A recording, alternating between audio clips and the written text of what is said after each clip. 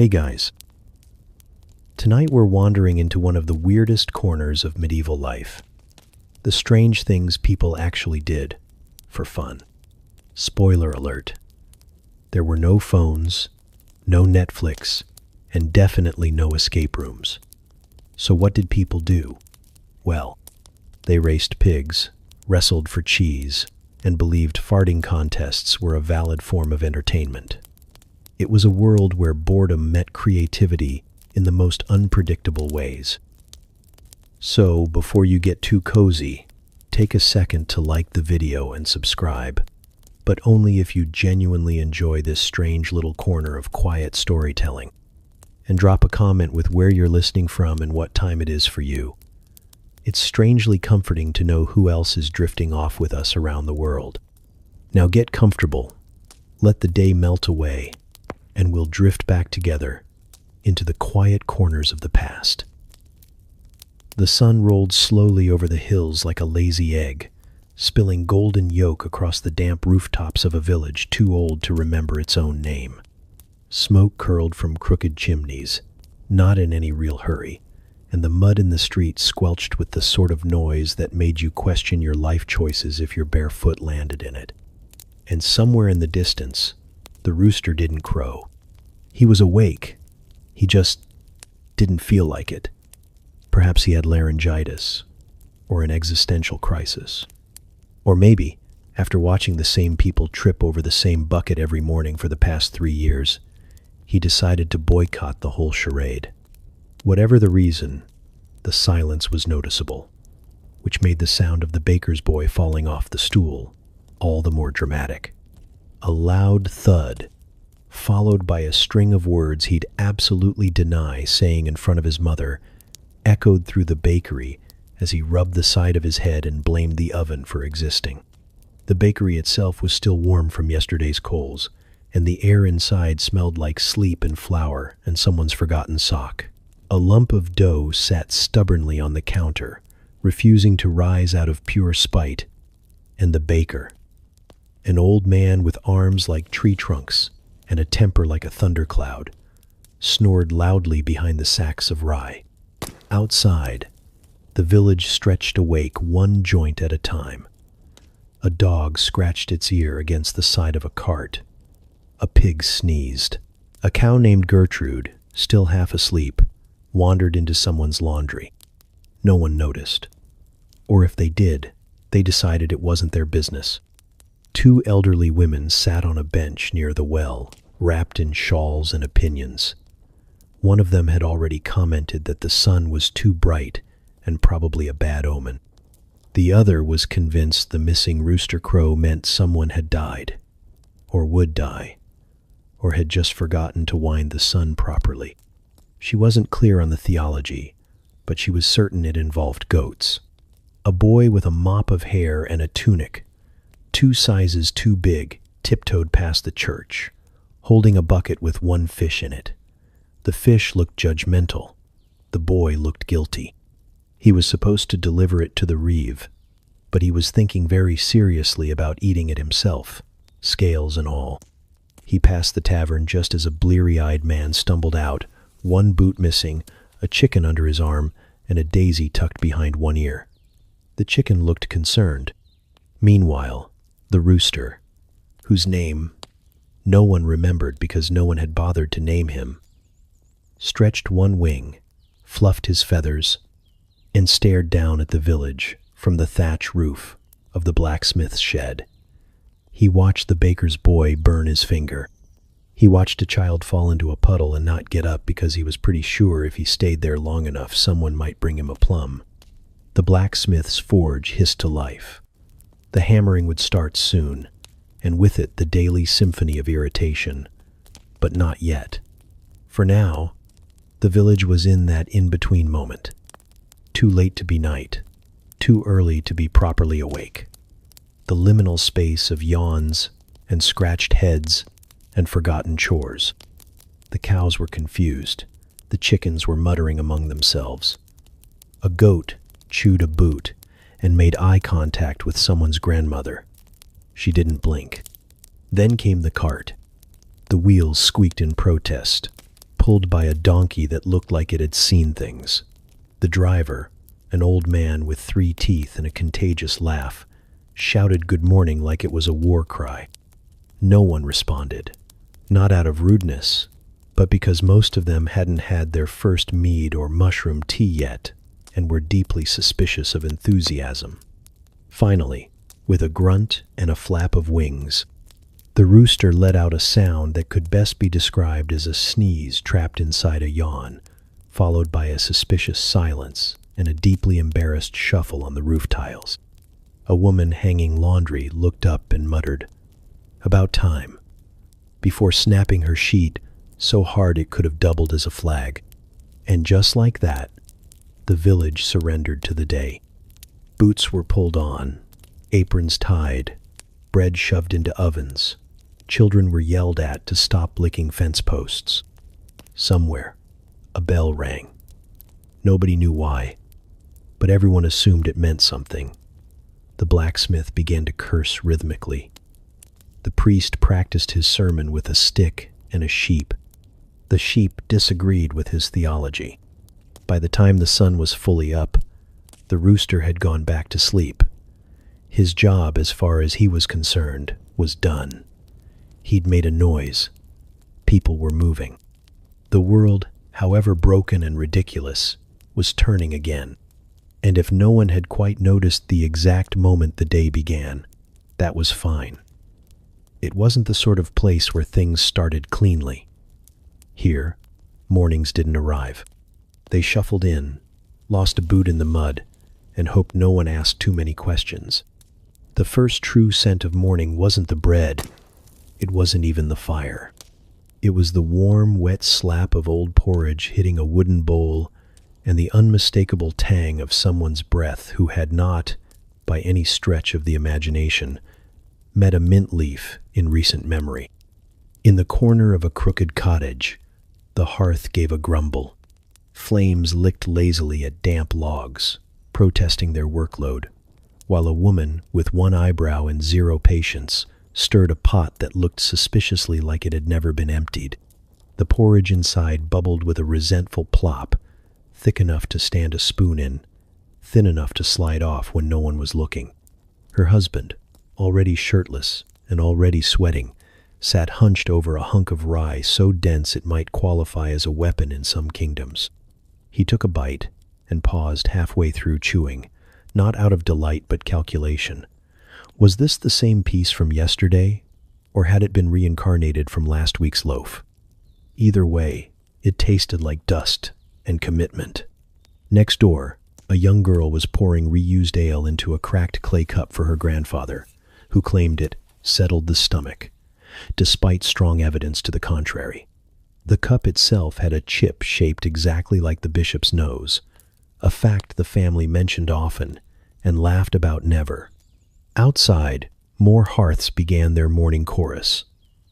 Wood snapped. Metal clanged.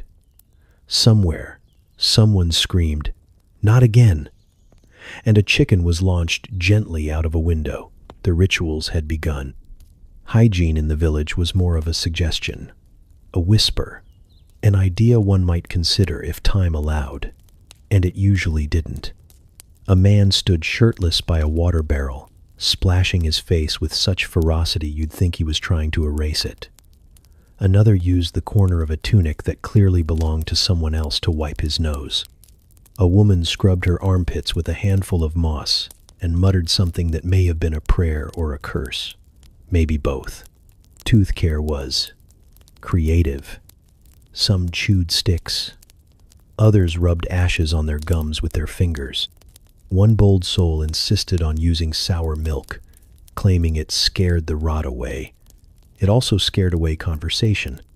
In one home, a child with tangled hair attempted to tame it by licking his palm and smacking his curls into submission. His mother watched and said nothing, mostly because she was too busy trying to remove a slug from her shoe without waking the baby balanced on her back. The bread ovens, at least, were a source of pride. That is, if your definition of pride included guessing whether today's crust would crack your teeth clean or just chip them slightly. The dough was often mixed with whatever was available. Oats, barley, the last handful of seeds someone forgot to plant. On a lucky day, there might be a walnut. On an unlucky day, a pebble. At the edge of the village, a man known only as Cricket was lighting his stove with a smirk. He claimed his bread rose better when he sang to it. The bread disagreed, but the singing continued. His neighbors didn't complain. They just made sure to be very loud about eating anyone else's loaf. Sacred rituals dotted the morning like breadcrumbs no one wanted to follow. A few families knelt by their doors, murmuring blessings with half-closed eyes and fully empty stomachs. The priest's bell rang once, though no one was sure why, as he was still asleep in the chapel with a candle melted into his hair. One woman tied garlic to her baby's ankle to ward off demons. Another spat over her left shoulder after feeding the dog, just in case. A boy rubbed mud on his forehead for strength, then promptly tripped over a bucket and blamed the mud for not working fast enough.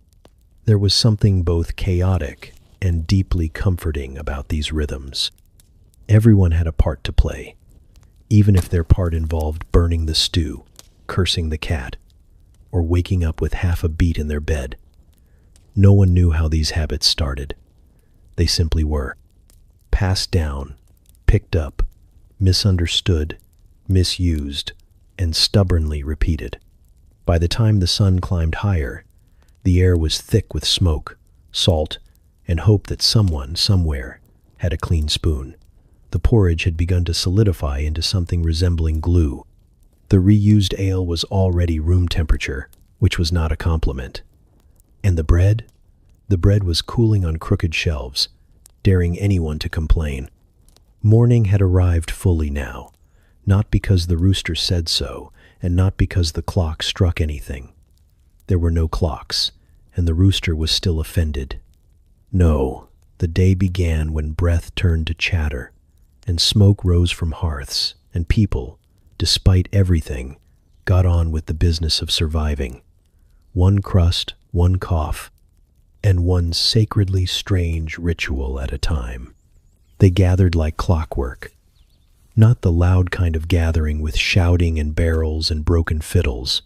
No, this was quieter, sharper, more dangerous. A semicircle of old women planted themselves near the well, just after sunrise, armed with shawls, strong tea, and sharper tongues than most swords in the village. Their backs were hunched, but their hearing, impeccable. Their knees ached, but their memories, flawless, especially when it came to other people's worst moments. The well itself had been there longer than any of them. It sagged slightly to the left and creaked when the wind changed, like it, too, was trying to chime in on the gossip. A wooden bucket swung lazily on its frayed rope, listening in as if it had ears. Bertha was always first. A widow since the flood of 21. Not the big one, the smaller one that only knocked over the pig shed. She arrived with her oat cakes tucked in a cloth napkin and her lips already pursed. Her gossip didn't warm up. It came out hot, fast, and slightly burned. "Did you see the baker's wife?" she asked no one in particular. Wearing yellow. At her age. Bold. Martha, who was once a midwife and now just a professional skeptic, sniffed. Bold or desperate? "I heard," said Agnes, the smallest and perhaps most dangerous of the trio, "that she's sweet on the cooper, always asking for barrels she don't need." The well creaked in agreement.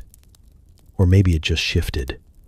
Either way, the mood thickened like stew left too long over fire.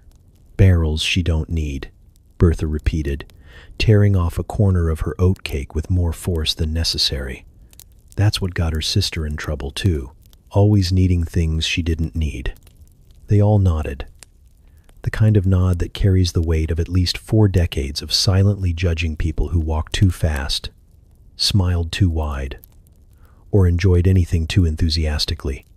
A 4th woman joined, limping slightly and dragging a stool she claimed belonged to her late husband but clearly hadn't. unless he'd been child-sized. This was Elspeth, who only spoke when she could no longer keep it in, which wasn't often. She sat, unfolded a suspiciously dry apple, and said, "I saw the priest leave the tavern last night with hay in his beard." There was a silence so heavy, even the birds paused. "With hay?" Martha asked, and a bruise on his forehead. The oatcakes stopped mid-air. Agnes blinked like she'd just received divine confirmation. "Well," said Bertha slowly, "he did give quite the sermon on temptation last week. Said we must all be tested." "Maybe he meant himself," said Elspeth, biting her apple and chewing it like a statement. A donkey passed behind them, braying loudly and dragging a cart full of nothing. They didn't even look. The donkey was not their concern today. Today, it was the priest, the cooper, the baker's wife, and the woman from 2 cottages down who was seen planting something in the garden after midnight. "What sort of herb grows at that hour?" Martha asked with raised eyebrows. "The sort that gets your chickens to lay twice as fast," muttered Agnes. "The sort that gets your husband to speak less," added Bertha. They all sighed, not wistfully, strategically. A young girl approached the well with a bucket too large for her arms. Her eyes were round with fear. She greeted them with a quiet morning and reached for the rope. "Careful," Bertha warned. "That rope frays more every day." "And if it snaps," Martha added, "you'll end up in the well and hear everything we said twice." The girl nodded too quickly, nearly lost her grip on the crank, and retreated the moment the bucket hit the edge. She spilled half the water on her dress and didn't even look back. Agnes watched her go. "That one's too quiet. Quiet ones always marry wrong." Elspeth grunted. "Quiet ones listen too much, just like us." There was a rare moment of laughter, dry, dusty, the kind that didn't shake shoulders but rustled shawls. They rarely admitted it, but there was affection buried under the layers of judgment and oat crumbs. A kind of sisterhood formed not by love but by repetition, survival, and the shared understanding that everyone, eventually, gave them something to talk about. They moved on to pigs next. The big one near the churchyard had gotten loose again and eaten half a salter before someone chased it off with a broom. They debated whether that made the pig holy or blasphemous. Elspeth suggested it was both and that some men in the village weren't so different. More oatcakes were passed around, some dipped in tea. Others simply gnawed on for something to do. No one asked for recipes.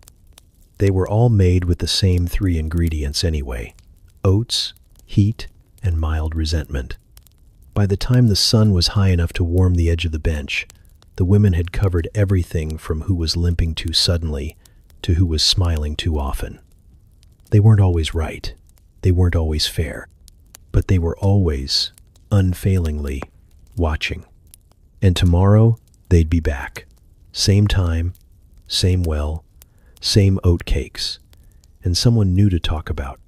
Inside the manor, where the walls leaned ever so slightly like they'd grown tired of holding secrets, a young scribe sat hunched over a wooden desk, far too noble for his level of talent. His name was Lionel, though some in the manor had taken to calling him Blot, not out of affection, but because he'd once spilled an entire inkwell into the bishop's sleeve, and no one had ever truly moved on. At this moment, Lionel was in his 5th hour of copying a legal charter so dull it could probably end wars just by being read aloud. It was written in Latin, a language that, in Lionel's case, triggered a very specific response. Sneezing. Not metaphorically, actually sneezing. Something about the parchment, or the ink, or maybe the overwhelming scent of obligation, set his sinuses ablaze. He dipped the quill. It dripped. He wiped the excess on a cloth that had once been white, and now looked like it had survived 3 plagues and a minor exorcism. With the solemnity of a monk, he began the next line. Et universis presentibus. "Ah, chew!" The sneeze erupted mid-sentence, splattering a constellation of ink across the parchment. His nose now bore the mark of a man who'd fought and lost a duel with a squid. "Oh, for heavens," he muttered, blotting the page so aggressively the ink spread like gossip. The steward poked his head in. "Progress." Lionel smiled, like a man on the edge. "By all appearances." "Good. That charter must be perfect. His lordship is having it read aloud at supper tonight." Lionel blinked. "Read aloud to people?" "To the bishop, the magistrate, and 3 nobles who understand less Latin than you." He disappeared before Lionel could object. That was the thing. No one would understand it. Not the bishop, who mostly nodded at things and blessed whatever was closest. Not the magistrate, who once mistook a recipe for a legal summons. And certainly not Lord Redgrave himself, who had insisted the document include a clause about goose ownership rights. Just in case, Lionel sighed and began again. Somewhere in the hallway, a maid dropped a tray. The crash startled him into flicking his quill like a wand, launching a stripe of ink across the floor and onto a cat that had been napping far too peacefully under his stool. The cat woke up with a howl, launched itself onto the desk, and streaked across the page, leaving paw prints like small declarations of war. Lionel froze. The cat froze. Both considered the consequences. "I didn't see anything," he whispered to it. The cat blinked, unimpressed, and left the room with the air of someone who had just ended a relationship. He stared at the ruined page, then at the previous 4, all of them smudged, blotted, or mysteriously sticky. One had a dead fly pressed between 2 lines like punctuation. Another had a faint circle where he'd once set his tea without thinking. It wasn't that Lionel was bad at his job. He was just employed in a job that did not care for him. He liked poetry. He liked stories.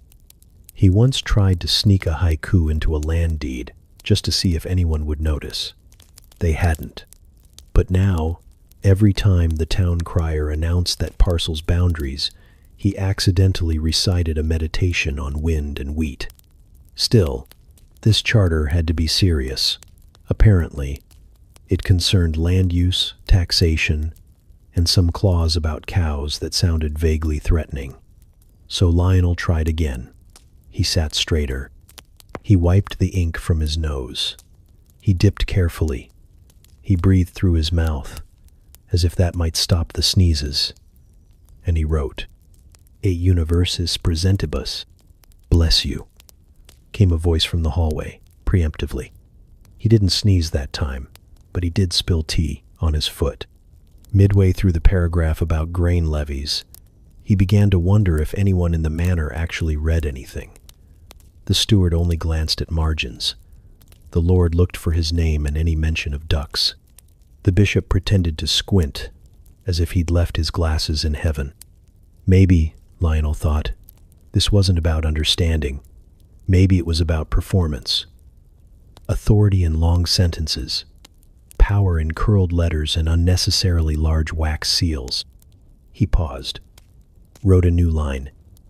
Quibustam terminis obumbratis, porcus regit silentium, which meant, very roughly, in certain shaded circumstances, the pig rules the silence. He stared at it, smiled, then, reluctantly, crossed it out. Mostly. By late afternoon, his desk was surrounded by a graveyard of crumpled parchment, a half-eaten oat biscuit, and a mouse that may have been reading over his shoulder. His nose was inked again. His eyes were crossed. But the charter? Done. Sort of. Lionel wiped his hands on his tunic, stood, and immediately knocked over the inkwell one final time. He considered screaming. Instead, he whispered, "I shall blame the cat." Then he rolled up the parchment, tied it with twine, and left the room with the gait of a man who had lost a battle but would survive the war. The charter would be read that night, mispronounced, misunderstood, forgotten by morning. But somewhere, deep in its clauses, A smudge shaped like a paw print would remain, proof that at least two beings had cared enough to ruin it completely. The sun was barely up, the mist still loitering in the fields like gossip with nowhere to be, when Edwin was handed a bucket, a rag, and a mission that would haunt him for seasons to come. "Go milk Gertrude," the stable master had said, wiping his hands on his apron like he'd just gifted Edwin a sacred rite. "She's in a mood today. Be gentle." Gertrude was always in a mood. Sometimes that mood was sleepy disdain. Other times it was outright war.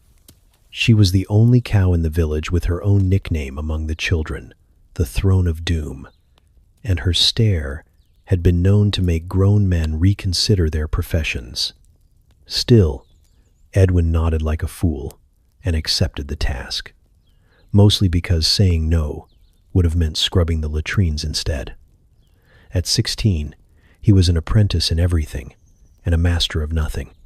He had once tripped over his own shoe while standing still. Today, he was about to learn how to milk a cow. He approached the barn with the reverence of a man entering battle. Birds chirped overhead, unaware. The rooster finally crowed, as if to say, "This is going to be good." Inside, Gertrude stood like a statue carved from indignation and hay. She did not look at Edwin. She looked through him. Her eyes narrowed. Her tail flicked. "Morning," Edwin said softly, trying to sound confident. "I'm here to, the milking." Gertrude didn't respond. She shifted her weight slightly, which might have meant, "Come closer," or "Prepare to die." It was hard to tell. He placed the bucket gently beneath her, crouched on the stool that wobbled if you breathed too hard, and reached out with trembling hands. He had been told the technique. Thumb and forefinger, then the rest of the fingers, like squeezing a pouch of mead. But the udders felt like warm, twitchy balloons, and just touching them made him flinch. "Sorry," he whispered to Gertrude. Gertrude sneezed, directly onto his face. Edwin wiped his eyes and tried again. He gave one slow, cautious tug. Nothing. Another. Still nothing. He looked up, and Gertrude was chewing slowly, staring at him with a smirk that shouldn't have been possible on a bovine. "Please?" he asked. Somewhere in the distance, thunder rumbled. Or maybe it was the baker's cart. Either way, it felt ominous. He adjusted the bucket, tried a firmer grip, tugged once more. A single, pathetic squirt of milk hit the side of the pail, with a sound that mocked him. "Progress," he whispered. And then Gertrude moved. With a twist of her body that defied physics and modesty, she shifted her rear leg and delivered a precise, calculated kick that sent the bucket flying, knocked the stool sideways, and deposited Edwin directly into a pile of straw that smelled distinctly of past regrets. "All right," he gasped, sprawled out, staring at the beams above. "Not progress." Gertrude turned her head, snorted, resumed chewing. Edwin sat up, covered in milk, straw, and shame. His tunic clung to him in patches. His hair looked like it had been licked by a confused ghost. And the bucket, now dented, lay on its side like a fallen crown. He retrieved it, dusted it off, returned to the stool with the determination of a martyr and the posture of a drowned rat. "Okay," he muttered. Again, this time, he tried humming. A soft, nervous tune that sounded vaguely like a lullaby and a funeral march at once. He gave a gentler pull, eyes closed, hoping that maybe Gertrude was the kind of cow who responded to music. To his surprise, she stayed still. A thin stream of milk began to trickle into the bucket. He didn't breathe, didn't blink, just milked, slowly, rhythmically, imagining applause in the distance. Then the tail came. It whipped like a whip, designed by Satan himself, catching him across the cheek and mouth with a wet smack that tasted like manure and betrayal. The bucket tipped. Again, the milk spilled like an offering to the gods of humiliation. Gertrude let out a low, satisfied moo. By the time the stable master returned, Edwin was slumped against the barn door, defeated, his hands sore, his shirt stained, and his expression one of quiet trauma. "Well?" the stable master asked, arms crossed. Edwin looked up. "She gave me something. Milk. Mostly contempt." The man chuckled, then glanced at the cow. "She only respects two people, the priest and the old widow who feeds her honey oats on Thursdays. Everyone else is just a target." Gertrude snorted in agreement. Edwin stood, handed over the dented bucket, and wiped his hands on what was left of his dignity. He wouldn't say he learned how to milk a cow that day, but he did learn how not to, which, in most villages, counted for something. And Gertrude? She stood regal and unbothered, queen of the barn, guardian of udders, watching the boy retreat with her tail swishing in slow, victorious arcs. The sun hadn't climbed too far when the village children were released into the fields with what the adults generously referred to as important work. Important in the sense that it kept them out of the bakery, away from the priest, and preferably far from anything breakable. They were told to gather weeds from the edge of the barley rows. They were also told to not hit each other with shovels, not climb the scarecrow again, and not pretend to die in front of travelers. These requests were understood, but not remembered. A dozen or so children spilled into the fields, like noisy birds, armed with small shovels, baskets, and the kind of energy that made goats nervous. Their clothes were patched, their shoes uneven, and their priorities very clear. Dig something up, throw it, and if possible, fall down dramatically afterward. Thomas, age 9, and already missing 2 front teeth from unrelated incidents, declared himself commander of dirt, and immediately appointed a council made up of whichever children hadn't run away when he started shouting. His first decree was to form a shovel brigade. You dig, you duck, and if you get hit, you scream, he said proudly, gripping his own shovel like a knight holding a very flat sword. Marigold, the oldest at nearly 12 and far too intelligent for her environment, rolled her eyes so hard it nearly counted as a full-body exercise. She was supposed to be supervising. Instead, she found herself ducking as a rotten turnip flew past her ear. "That was a warning shot," yelled a boy named Pip, who was never entirely sure what he was warning anyone about. The battle began soon after. It was not a battle for land or glory or honor. It was a battle for boredom, for attention, for who could yell, "I've been struck," with the most theatrical flair while crumpling to the earth like a wounded bard. Turnips became ammunition. Clumps of damp soil were grenades.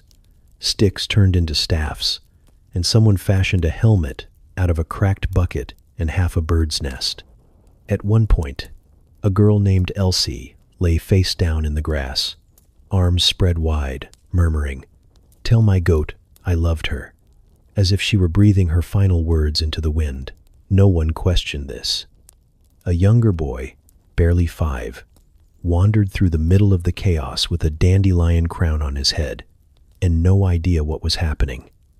He was gently struck by a flying potato and sat down to contemplate his life. 2 boys engaged in what could only be described as a duel, flat shovels clanging together with the precision of a blacksmith and the wisdom of a brick. One tripped. The other declared victory and began chanting a victory song made entirely of made-up words. Everyone applauded, then booed, then applauded again. A nearby farmer, hoe in hand, looked up once from his furrows, surveyed the chaos, and returned to work. He had seen worse. Last spring, they'd stolen a wheelbarrow and raced it downhill into the river. One of them had emerged riding a goose like a chariot. He didn't ask questions anymore. Meanwhile, the weed baskets remained mostly empty. The shovels, though intended for gentle tilling, were now covered in dents, mud, and possibly one regrettable snail. No one had gathered anything remotely useful, except for a curious clump of moss that someone insisted was magical and kept in their pocket for luck. Marigold eventually gave up shouting instructions and began building a tower of rocks in silent protest. It was at least productive. For a while, it reached an impressive height before someone mistook it for an enemy fortress and demolished it with a well-aimed parsnip. There was one brief moment of truce when someone announced they'd found a rabbit hole. Everyone gathered, wide-eyed and reverent, hoping to see ears. The rabbit did not appear. Instead, they argued over what to name it. Suggestions included Sir Flop, Mud King, and Dirt Jesus. No decision was made. The sun climbed higher, casting long shadows over the field where children lay sprawled like fallen soldiers, clutching their sides and laughing. They were stained with grass, dust, and several substances best left unidentified. Their hands were blistered, their hair full of burrs, and their faces glowing with the satisfaction of a good, pointless fight. A bell rang faintly from the village square. To lunchtime. There was a collective groan. Not because they weren't hungry, but because the war had been just getting good. Still, they rose, shaking off dirt and honor, and made their slow retreat back through the fields. Thomas walked with a limp he absolutely did not have 10 minutes earlier. Marigold carried a single weed in her basket, symbolic more than useful. Pip clutched a lump of turnip like a trophy. Gertrude the cow watched them pass with deep, bovine judgment. Back in the fields, the overturned soil bore the marks of a morning well wasted. Small footprints, broken roots, the scattered remains of vegetables pressed into service as weapons.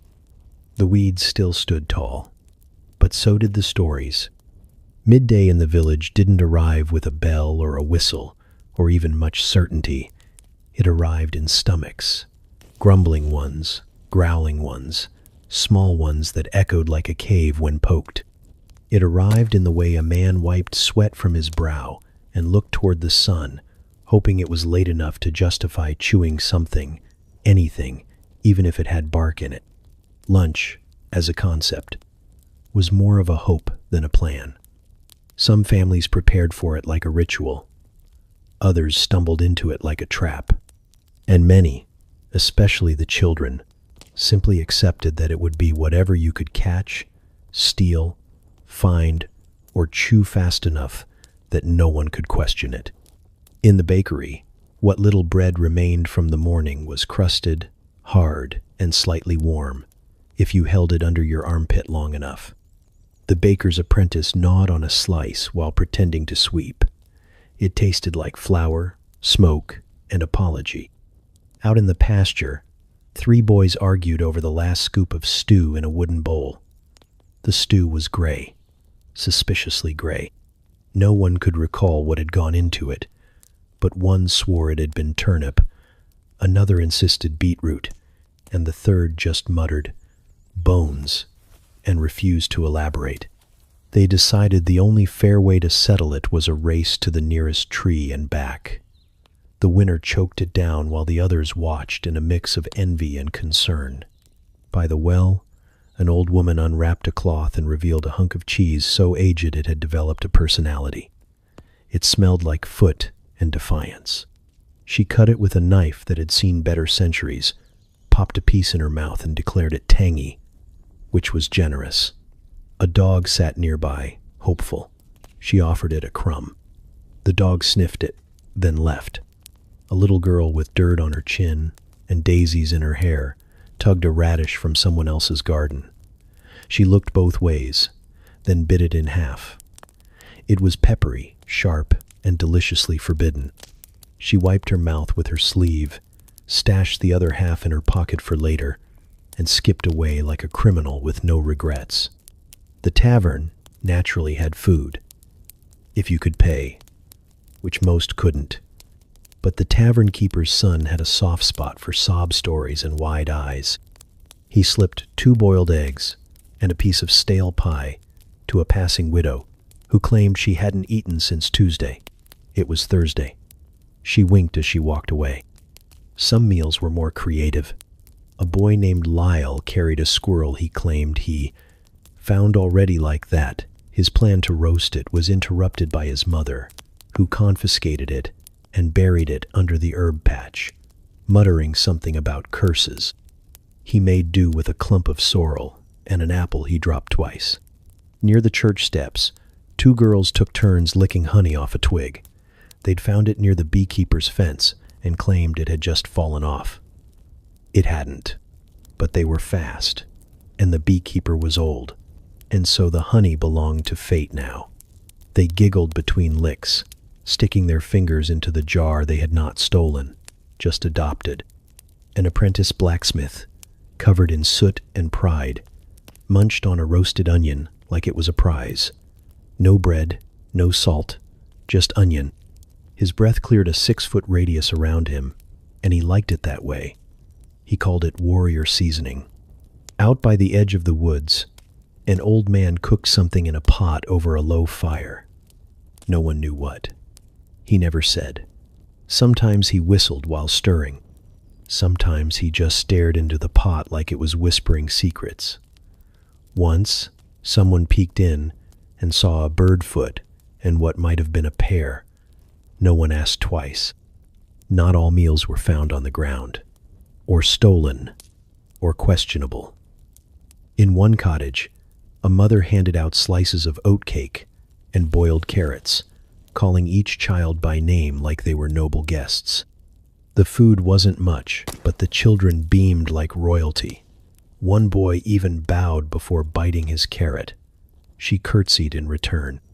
By mid-meal, the air was filled with the sounds of chewing, slurping, spitting, and one faint argument over who had licked which cheese first.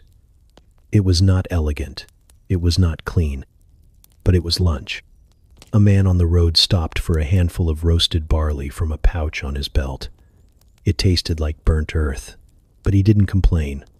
Another traveler gnawed on a heel of bread he'd been saving since the last village. He offered a bite to his mule, who declined. The children who had nothing played a game with a walnut shell and 2 pebbles, pretending it was a feast. One of them mimed drinking soup. Another declared her rock was too spicy. They all agreed it was the best lunch they'd never had. Eventually, bellies quieted. Crumbs settled in corners. Lips were wiped. Teeth were picked. And across the village, people returned to their tasks with the slow satisfaction of survival. Because in the end, it didn't matter what it was, or where it came from. If you could catch it, chew it, or bluff your way through eating it, then it was lunch. And that was enough. The shoemaker's cottage sat crooked near the edge of the square.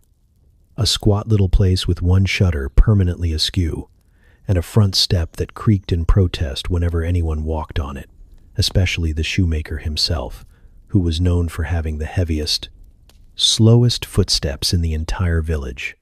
Some said it was because he walked on purpose, some said it was the shoes, and others said it was simply the weight of a man carrying years of quiet rebellion in his arches. Inside, the air smelled of leather, dust, and secrets. Sunlight filtered through a cracked window, spotlighting motes that danced lazily above a cluttered workbench littered with scraps, thread, and half-finished boots. It was a place of industry, of craftsmanship, of whispered snores that, if you listened closely, didn't quite belong to a busy man. Because the cobbler was not stitching, or hammering, or measuring, at least, not in any way that produced footwear. He was curled under the bench. Shoes surrounded him like tiny, mismatched guards. A boot with a hole in the heel. A slipper missing its twin. A sandal with a buckle so rusted it had become a philosophical question. The cobbler lay on his side, hat tipped low, mouth slightly open, one hand tucked under his cheek as if he'd slipped into childhood mid-task. His chest rose and fell in the kind of slow, deliberate rhythm that suggested a man very much not awake and very much not bothered about it. If you asked him, if you knocked or coughed or stepped inside loudly enough to wake the floorboards, he would insist he was measuring souls. Sometimes, if he was feeling poetic, he'd say he was conversing with the leather. Once, after a particularly long doze, he claimed he'd been meditating on arches. Everyone let him have that one. The truth was far simpler. He was tired. And the bench, cramped as it was, had become a kind of sanctuary. In his dreams, he was always eating. Mutton pies, mostly. Thick, hot ones with flaky crusts and gravy that defied logic. Sometimes there were potatoes. Sometimes a flagon of ale that refilled itself, as if the dream knew just how much he'd need. No one ever interrupted him in these dreams. No one asked for new heels, or to tighten the instep, or if he could fix the buckle before Sunday. Just pie and quiet, and the soft hum of a world where everything fit perfectly. Above him, life carried on. A young man stepped into the shop, looked around, and called out, "Master Cobbler?" No answer. He frowned, leaned over the counter, and caught sight of a boot twitching ever so slightly under the bench. A faint snore confirmed his suspicion. He waited a respectful moment, then tiptoed out, deciding the shoe could wait another day. No one wanted to be the one who woke the cobbler. Not because he was angry. He wasn't. He was just slow to return.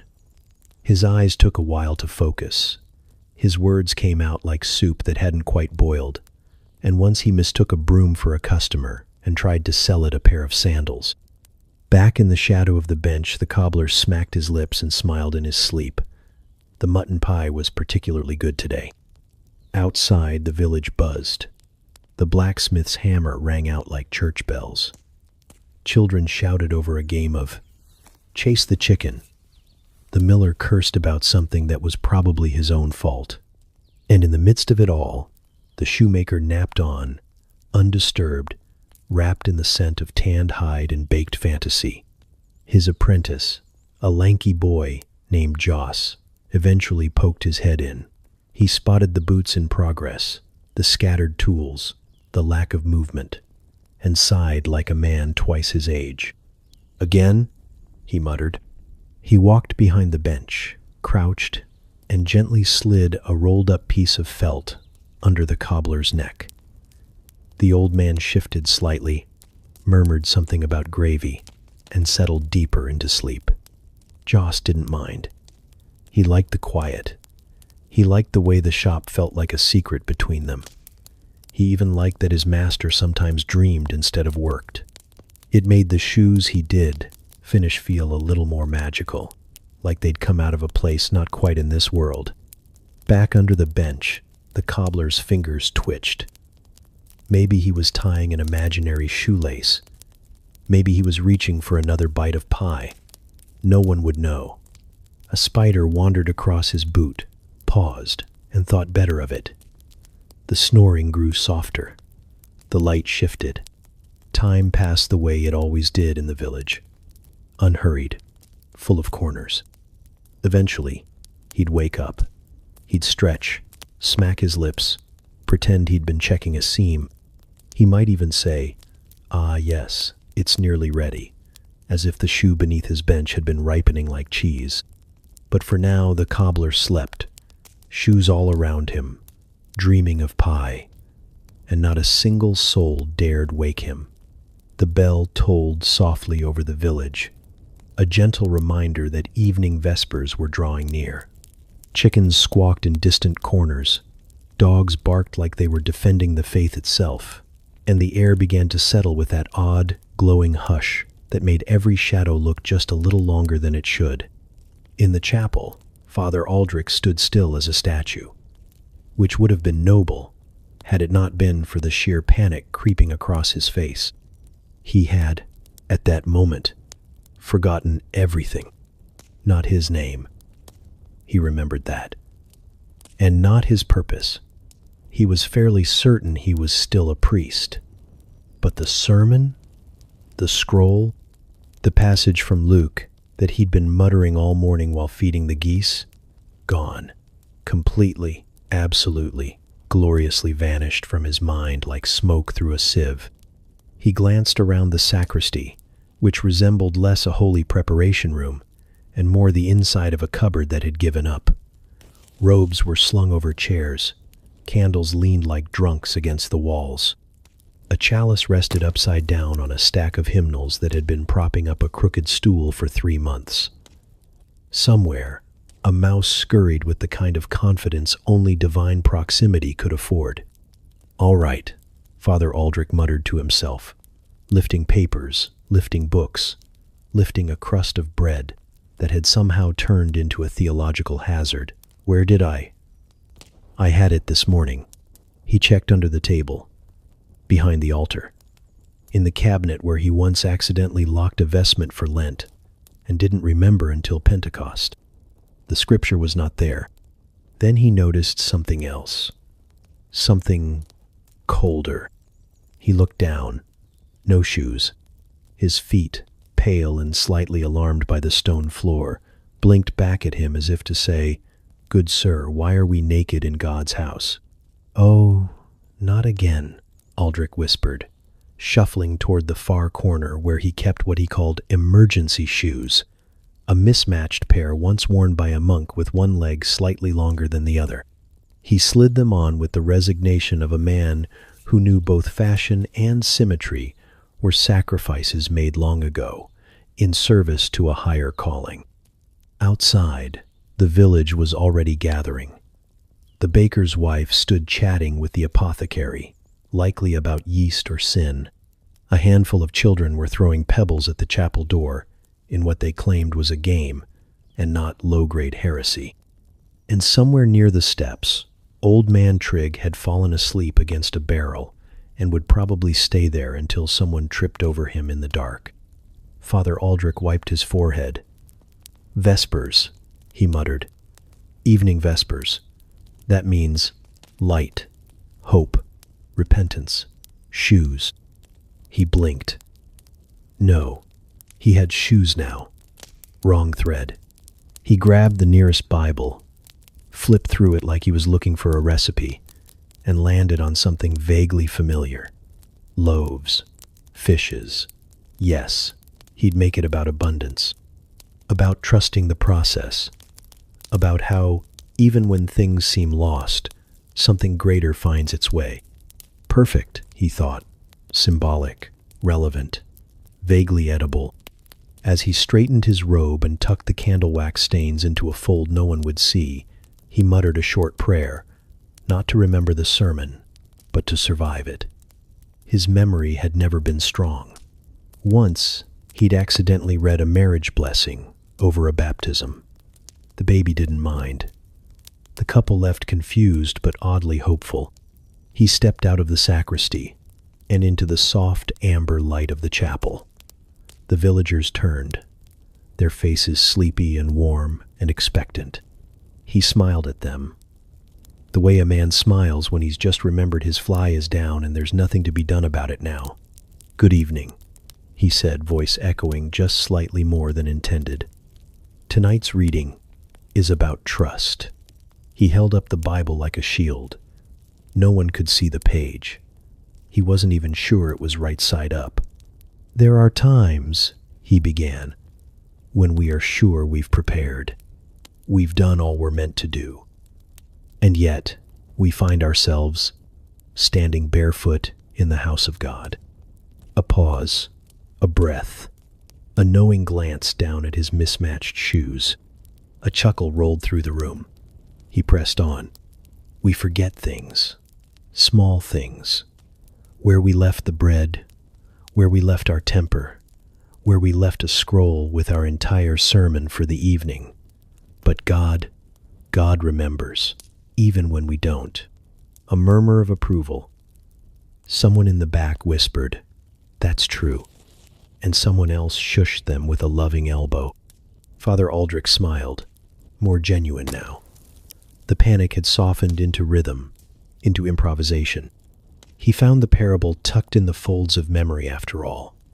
Not word for word, but heart for heart. And so we gather, he said, not to be perfect, but to be present. By the end, no one knew he hadn't planned a word of it. They left lighter, if not holier. The children stopped throwing pebbles. Even old man Trigg stirred once, belched and muttered, "Amen."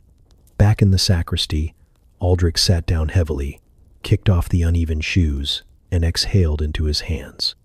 He had no idea where he left the original sermon. But as he leaned back and closed his eyes, a dream of mutton pies floated through his thoughts.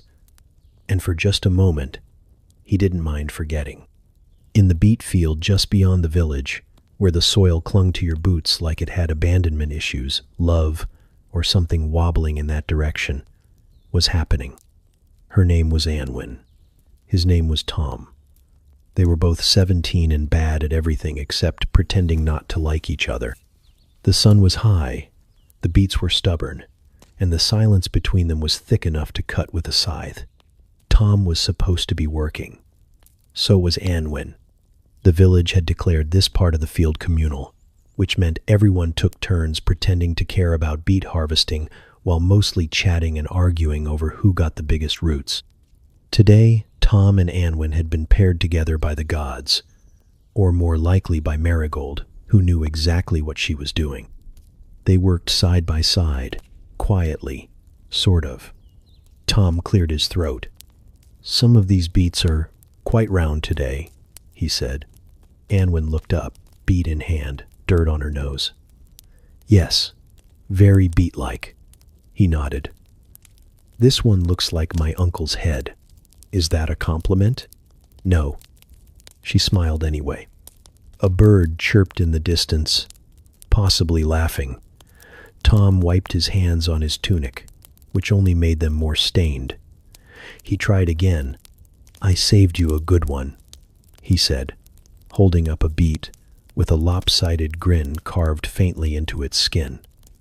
"Looks like it's smiling." Anwin took it, held it, gave it a serious look. "It does, but in a slightly evil way. Like your sister." Anwin gasped. "Take that back." "I won't." She tossed a clump of soil at his boot. He dramatically fell backward into the soft earth, arms spread like he'd been struck by a lightning beat. She laughed, too loudly. He stayed down a little longer than necessary. "I was only joking," he said from the ground. "I know." A pause. "Do you think," he ventured carefully, "that if you were a beet, just hear me out, you'd be a very fancy one?" "Fancy?" "You know, regal. The kind they only serve on feast days." Anwin sat back on her heels. "And you'd be the one with the wormhole." "Charming." A cart rattled by on the nearby road. Neither of them noticed. She plucked a leaf from a nearby plant and twirled it. "My mother says I shouldn't talk to boys in the field. My mother says I shouldn't talk at all. And yet, here we are." "Do you talk to other boys?" he asked too quickly. Anwin raised an eyebrow.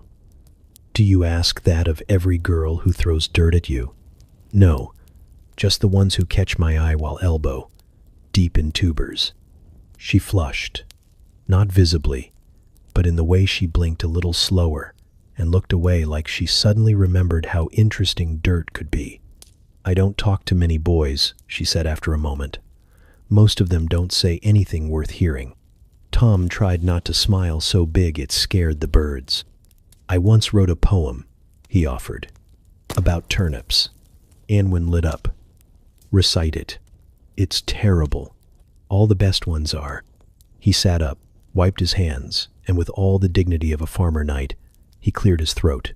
"O turnip stout and pale and round, thy leaves like hats upon the ground. Thy flesh is firm, thy spirit true. But still, I'd rather look at you." He looked at her. She blinked, then snorted. then laughed, until she had to hide her face in her apron. "You're an idiot," she said between giggles. "You liked it. I loved it. But if you ever say it out loud again, I'll bury you in beets." Romantic.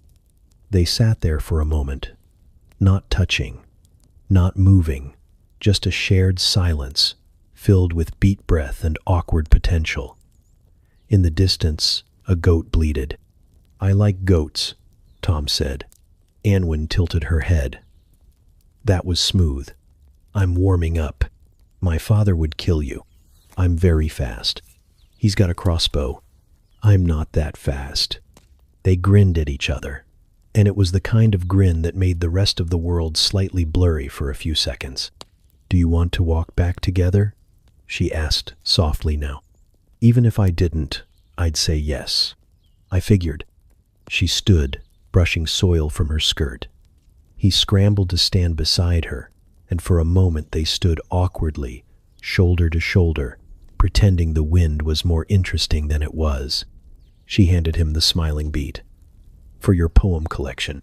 He took it like it was a relic. "I'll treasure it." They started walking, slowly, together, one step apart, then half. He reached for her hand, then pulled back. She noticed, didn't say anything, just let the silence stretch kindly between them. Behind them, the field was full of crooked rows and half-filled baskets, and the echoes of laughter that still hadn't entirely died down. Love, in the beet field, was clumsy. It was chaste. It was a disaster made of blushing cheeks and shared vegetables. But for Tom and Anwen, it was everything. At the edge of the monastery grounds, past the herb garden, and behind the crumbling stone wall, where no one bothered to weed, lived Brother Cuthbert. He had a cell of his own, technically, though he was rarely in it. He preferred the woods, or the pond, or crouched behind the chapel, whispering to slugs, depending on the day. Cuthbert was not like the other monks. For one, he collected owl feathers, not quills, not relics, feathers. Hundreds of them, sorted by length, hue, and what he called emotional aura. He kept them tucked into his robe sleeves like bookmarks for thoughts he hadn't finished thinking. Sometimes they'd fall out mid-conversation, and he'd chase them with the urgency of a man rescuing Holy Scripture. He also talked to trees, not metaphorically, not in the literary poetic way, literally, with pauses, with questions, with nods of serious understanding. He referred to the oak near the well as Father Elric, and often told the novices that the maple by the brook wept sap for sinners. "Some people hear angels," he once said. "I hear bark." And then there were the spoons. Brother Cuthbert carved spoons with a skill that could only be described as unsettling. No one had taught him. One day, he picked up a crooked twig, muttered something about hidden shape, and by sunset had produced a ladle so elegant the abbot refused to use it for fear of spiritual offense. Every spoon was different. Some had handles shaped like spirals, others like bird beaks. One had the faint face of a woman etched into its bowl, and no one could look at it too long without feeling like they owed her an apology. The kitchen had dozens, yet the cook insisted on using only one. The rest were for show, or possibly for defense, depending on her mood. No one really knew where Cuthbert had come from. He arrived one misty morning with a satchel of moss, 3 acorns, and a carved badger he claimed could smell sin. The abbot, having once spent 6 hours chasing a goose through the cloister, decided he had no grounds to turn anyone away, and welcomed him. Since then, Cuthbert had become both a curiosity and a legend. Novices whispered that he once healed a pigeon with just his breath. Others said he'd been struck by lightning twice and thanked the sky both times. A few insisted he kept a journal written entirely in bird footprints. When asked, he only smiled and said, "Some truths are feathered." The villagers regarded him with a blend of reverence and alarm. Children left him offerings of dandelions and buttons. Old women crossed themselves when he passed, but asked for talismans, just in case. Young men dared each other to ask him questions like, "What do you dream about?" and then fled when he actually answered. "Mostly echoes," he once said. Sometimes, jam. One day, the abbot tried to assign him a formal duty. Script copying. Cuthbert agreed, and promptly filled a parchment with drawings of frogs in various hats. When asked what gospel this was, he replied, "Mark, probably, if he'd had more frogs." They moved him to gardening. He planted in spirals. The cabbage sprouted in a circle that seemed to repel snails. The lettuce grew in the shape of a fish, accidentally honoring an obscure saint. No one argued. The produce was excellent. And yet, for all his oddness, Cuthbert was beloved. He never missed morning prayers, even if he arrived wearing a crown of thistles or dripping wet from some silent encounter with the stream. He listened better than anyone. When Brother Alwyn's mother died, Cuthbert sat with him all night, saying nothing, just whittling a spoon shaped like a weeping willow. He once scared off a bandit with a long stare and a handful of dried mushrooms. The bandit returned a week later to return a borrowed staff and ask if Cuthbert could bless his goat. The spoon carver did, solemnly, with 3 owl feathers and a chant that may or may not have been improvised. The goat was never the same, in a good way. At meals he rarely spoke, but when he did, it was always something no one expected. "The moon is a borrowed tooth," he said once, mid-pottage. No one asked what he meant. They just nodded. It felt true. Sometimes, in the dead of night, he could be seen dancing barefoot behind the chapel. Slowly, gracefully, arms outstretched like he was listening to a hymn only the dirt could sing. No one stopped him. In fact, a few of the younger monks started joining him, though clumsily, and always in silence. Was he mad? Maybe. Was he wise? Possibly more than any of them. But most agreed he was something else entirely. A question the monastery had been lucky enough to receive without needing an answer. So he whittled. He wandered. He whispered to the trees. And the trees, if you listened closely, if you really listened, sometimes whispered back. Down by the river, where the reeds swayed like nosy old men and the water moved slow enough to hear secrets, the women gathered with baskets of laundry and mouths already half open. The sun was still stretching its arms above the hills, but the gossip had already begun. Laundry day was never really about laundry. It was about the rhythm of scrubbing and speaking, about pounding stains out of tunics while casually destroying reputations. The soap was made of ash and lard, rough as sand and just as unforgiving. Clothes got clean, sure, but what really sparkled was the conversation. The older women arrived first, wrinkled hands, sharp eyes, tongues oiled and ready. They laid out their linens like battle plans, rolled up their sleeves, and set to work with the precision of executioners. Each slap of a wet garment against the stone was punctuation. "Did you hear what Maud's boy did with that hedge girl?" one of them asked, tossing a shirt down with flair. "No," said another, lathering a sock that had seen things, "but I hope you're about to tell me." And so the tale began. Half true, half invented, all delicious. Younger women trickled in next, laughing, yawning, clutching damp bundles. They greeted their elders with respectful nods and took their places along the shore, feigning modesty. But their ears were wide open, their hands scrubbing absent-mindedly, their minds already stitching together what they'd heard last week with what they'd overhear today. Somewhere down the line, a girl named Brenna dropped a tunic into the river by accident. She shrieked and ran after it, splashing wildly, only to be met with cheers and applause from the rest. When she returned, dripping and defeated, an older woman handed her a cloth and said, "That tunic floated better than your chances with the butcher's son." Laughter. It wasn't all cruelty. There was warmth in the teasing, a kind of rough affection wrapped in sarcasm. They picked at each other like birds, but if anyone else tried it, they'd defend each other with fists and soap bars. Midway down the bank, two sisters, Ida and Ro, worked side by side, elbowing each other as they scrubbed. Ida was quiet, which made her a favorite target. "So," Ro said, eyes forward, voice casual, "you and Willem the miller's apprentice were walking awful close last market day." Ida didn't respond, just wrung out a tunic with more force than was strictly necessary. "You were smiling." He said something funny. He's never said anything funny in his life. A pause. Then Ida, voice just above a whisper, replied, "He said he likes my laugh." Ro blinked.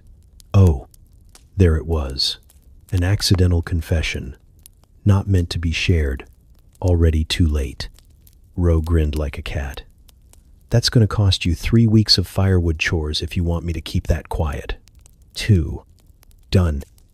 At the far end, near a cluster of trees, a woman named Elfrida hummed while beating a tunic that clearly belonged to her husband. With every slap, her hum grew louder. No one asked questions. Eventually, the confessions started slipping out like they always did, half laughing, half daring. That's the thing about repetitive work. It loosens the tongue. The arms move on instinct, and the mouth forgets to be careful. "I never liked the midwife," someone said, scrubbing hard. "She smells like sour milk and makes too many comments about hips." "I kissed my cousin once," another offered, and then, "But it was dark, and I didn't know until afterward. I put nettles in my mother-in-law's bedding." Gasps, cackles. "I think my husband's having dreams about that tavern girl." "You think?" "Mine moans her name in his sleep." They howled. One woman laughed so hard she dropped her lye bucket into the river and had to wade in after it while muttering prayers that were only technically in Latin. A soft breeze rustled the trees overhead. Birds chirped, oblivious. A frog plopped into the shallows and instantly regretted it. By late morning, the riverbank was a patchwork of drying cloth, damp skirts, and freshly released secrets. Some of the women lay back on the grass, catching their breath. Others kept scrubbing, not because the clothes needed it, but because it gave their hands something to do while their minds untangled new rumors. A girl who'd barely spoken all morning suddenly said, "I think I want to marry someone who doesn't live here." Silence. Then a quiet voice replied, "Good luck finding one who wants to live with you." More laughter. Eventually, the sun climbed too high, and the work began to slow. Baskets were refilled, tunics folded. The river, now cloudy from soap and sins, gurgled softly as if promising to hold their secrets, at least until tomorrow. As they trudged back to the village, arms full and mouths still moving, one thing was certain. Before the next bell rang, every one of those confessions would echo off someone else's kitchen wall. The clothes would be clean, but the stories? Never. He arrived with a lute slung over his back and the swagger of someone who mistook mild applause for prophecy. The villagers welcomed him, of course. That's what you did when a minstrel came through. Offer him a bowl of soup, a spot near the fire, maybe a place in the barn if he didn't smell too badly. He'd play a few songs, tell a tale or two, then vanish with the next cart of turnips. But this one stayed. At first, it was charming. His name, he insisted, was Sir Eldrick of the 7 Strings, though no one could confirm whether that referred to his lute or something more anatomical. He wore a hat with an absurd feather and spoke in poetic riddles even when asking for directions to the outhouse. "In the year of our Lord, may I inquire where yon latrine doth reside?" he once asked old Murda, who simply pointed and muttered, "Over there, and don't yawn me." He performed in the square every evening, without fail. The first night, The children danced. The second, the butcher's wife, clapped along. By the fifth, most people found urgent reasons to be elsewhere, like checking on non-existent goats or rearranging firewood. The problem wasn't just that he stayed. It was that he only knew 3 songs. Exactly 3. One about a brave knight who loved a swan, which grew less romantic the more you thought about it. One about a miller's daughter and some deeply questionable metaphors, and one called "The Wind Doth Moan for Thee," which involved a lot of moaning. Literal moaning. He hit the same note at least 17 times. When asked if he knew anything else, he'd smile like he'd been mistaken for royalty and reply, "Ah, but these are sacred tales, crafted under moonlight and muse, and overcooked," muttered the baker's son. It wasn't just the songs, though. It was how every tale began. In the year of our Lord.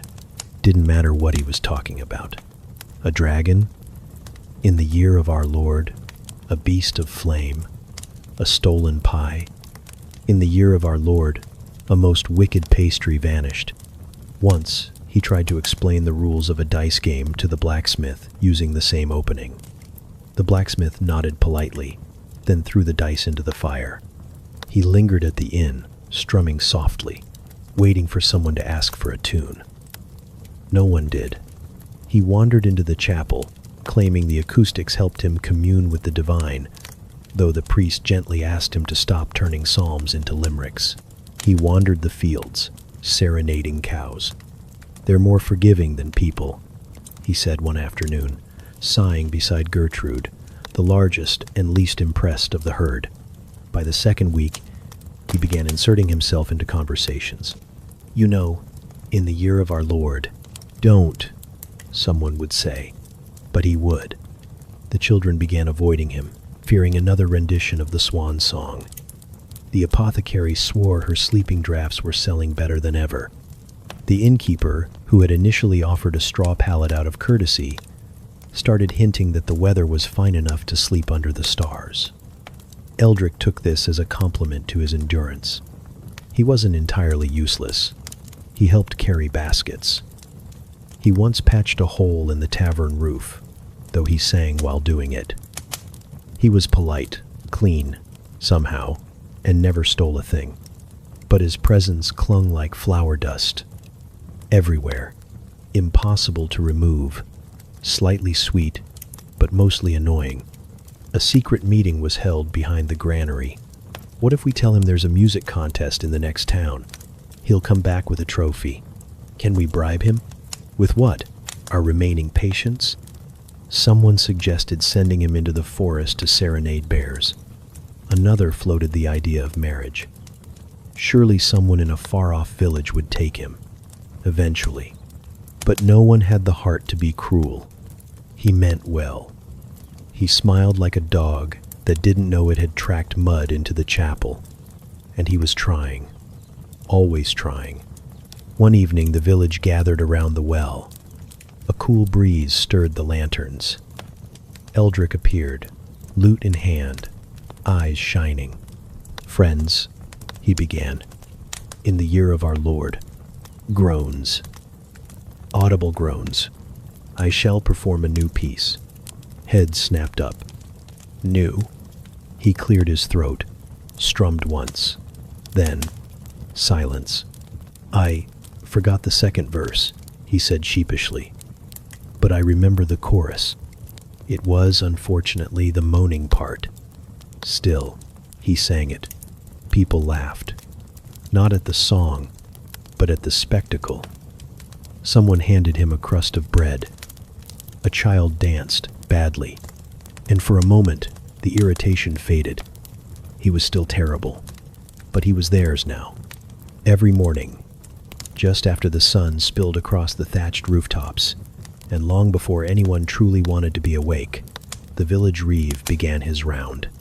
He walked with the ceremonial authority of someone who'd been given a job no one else wanted, but everyone was happy to let him keep. His name was Edrin, and he took boredom more seriously than most men took their vows. He wore the same brown cloak every day, which somehow managed to look both stiff and sagging, like it had opinions but lacked the courage to share them. A small wooden badge hung around his neck to prove his office, though most villagers assumed it was a token from a failed romance. He walked slowly, as if each step had been pre-approved by a committee. And in a way, it had. The job of Reeve, after all, was mostly about appearances. He began at the east fence, where the slats had been half missing since Candlemas. He squinted at the damage, rubbed his chin thoughtfully, and moved on without comment. That was the ritual. Check the fences. Don't fix the fences. Pretend you're making a list of the fences. "Morning, Reeve," called a voice from the cow pen. Edrin nodded. "A fair morning to you, Hilda. Fences down again." "Yes," he said, with the gravity of a man reporting on war. "I've noticed." He did not stop. If he stopped, someone might ask him to do something. So he walked. Past the broken fence, past the one held together with a belt, past the one that had been replaced entirely with bundles of dried reeds and wishful thinking. The next stop was the grain store. He checked the lock, which wasn't locked. He checked the hinges, which were mostly rust and prayer. He tapped the wood twice, his version of an inspection, and moved on. Inside, a mouse stared at him with the confident gaze of someone who paid no taxes. He walked the perimeter of the pasture where the sheep sometimes remembered to stay. A few stared at him, unimpressed. One followed briefly, then got bored. Edrin stopped to inspect a gate that was technically attached but mostly leaning.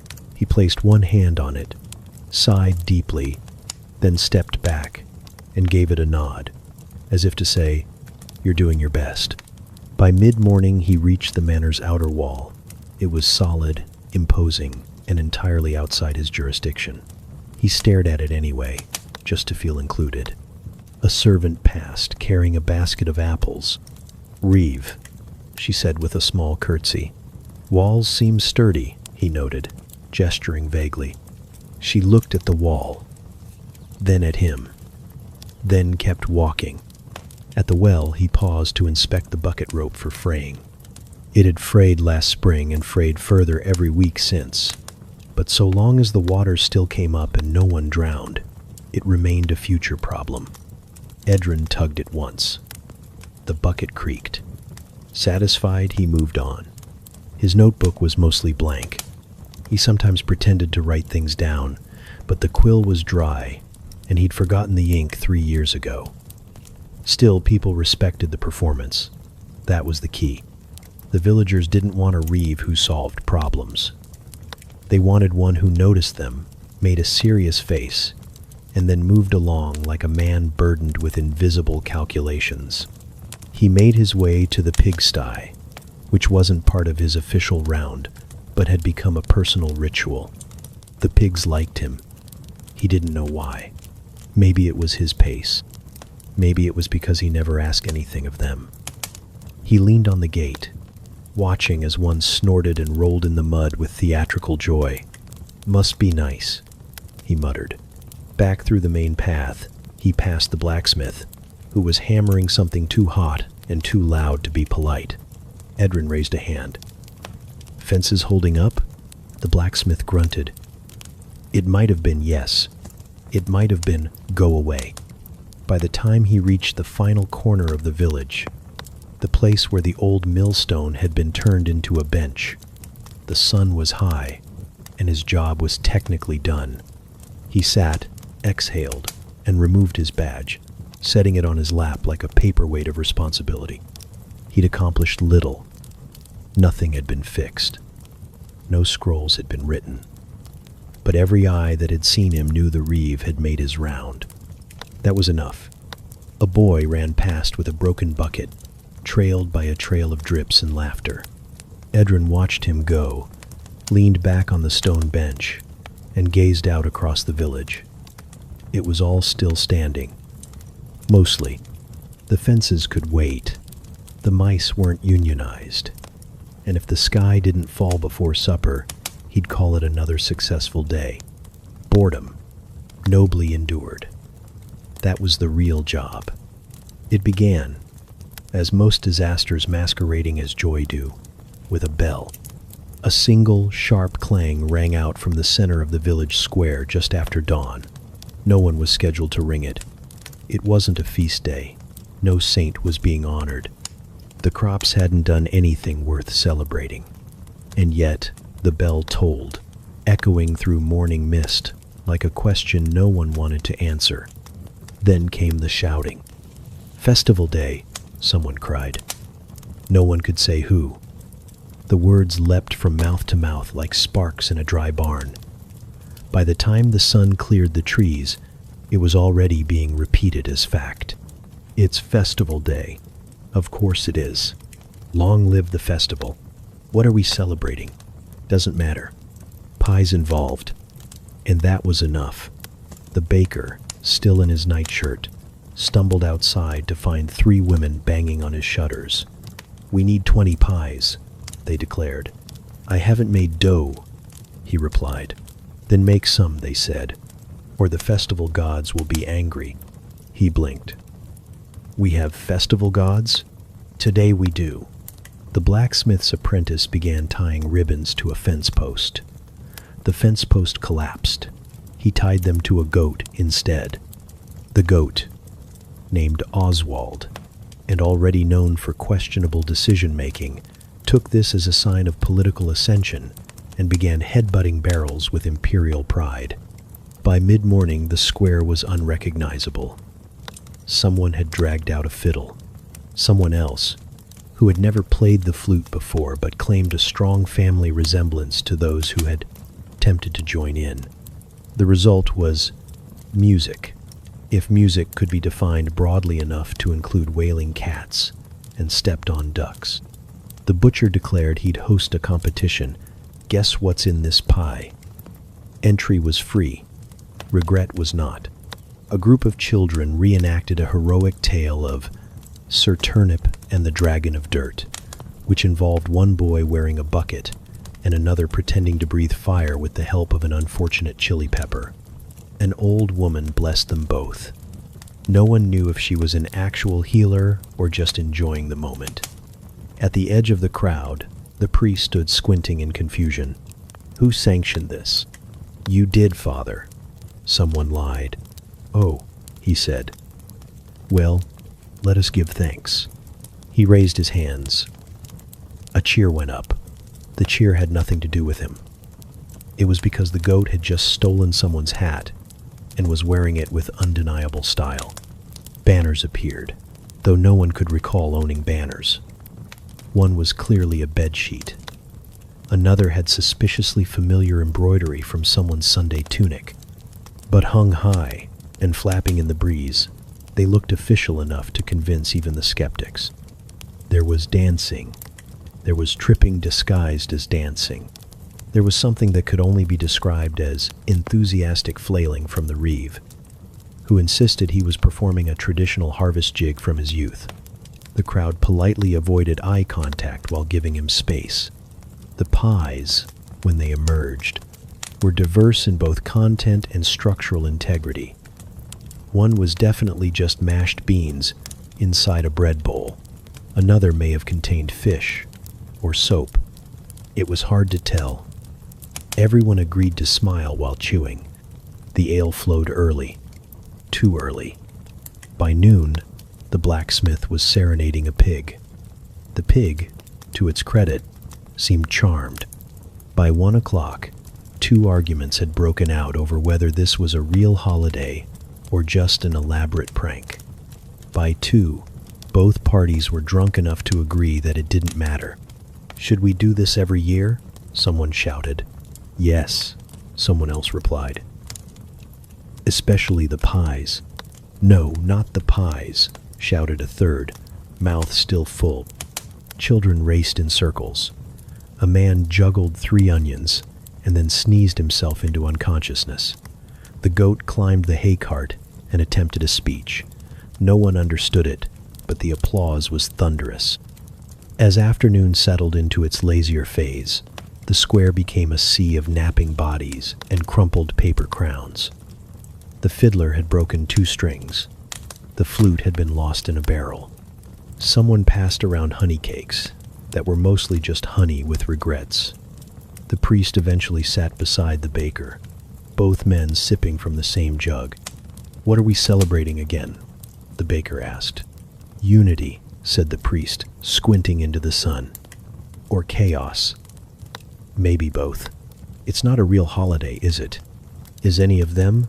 The priest shrugged. "People remembered joy. That seems worth ringing a bell over." They clinked cups. Somewhere, the goat fell off the hay cart. By nightfall, torches flickered, songs stumbled, and the air grew thick with contented confusion. No one remembered who rang the bell.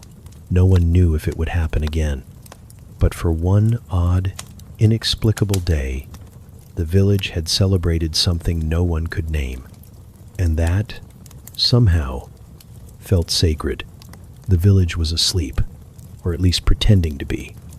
The hearths had burned low, the bread had hardened, the last dog had given up barking at shadows. But out in the meadow beyond the last fence post, the one that leaned like it had given up trying, something was happening. It always started the same. A whisper passed from mouth to mouth after supper, slipped between bites of stew and sips of weak ale. "They're going to the meadow tonight." No one said who. No one needed to. The meadow, flat and moon-soaked, was where young villagers went when they had things to say that couldn't survive the daylight. Things like, "I think I love you," or "We shouldn't have done that," or "What if we just ran away and became candle merchants?" The moon tonight was full and nosy, hanging fat over the treetops like it wanted a front row seat. Crickets chirped with gossiping rhythm. The air smelled of grass, wood smoke, and nerves. Marigold was the first to arrive. Her hair braided so tightly it gave away how long she'd spent preparing. She stood near the old oak, pretending to admire the view while counting her breaths. Beside her, tucked under her sleeve, was a wilted posy. Not fresh, but intentional. A token. A maybe. Soon came Tom, boots muddy, shirt clean. Unusual, which meant something was afoot. He paced 3 steps to the left, then 2 to the right, then started over. The moon watched him. So did Marigold, though she didn't say a word. Elsewhere, behind the blackberry bushes, Elsie and Marta whispered like they were planning a heist. "He's going to ask her tonight." "No, he's not," he told Joran. Joran lies. He was crying when he said it. Could be allergies.